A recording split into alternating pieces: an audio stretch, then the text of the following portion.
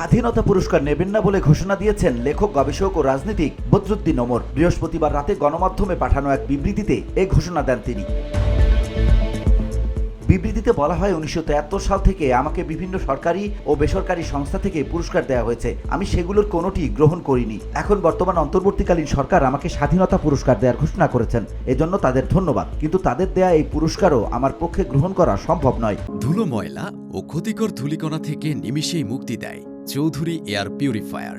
এর শক্তিশালী সাকশন ঘরের কোনায় কোনায় লুকিয়ে থাকা সকল ধুলা টেনে ফিল্টার করে এবং বের করে আনে নির্মল ও স্বাস্থ্যকর হাওয়া।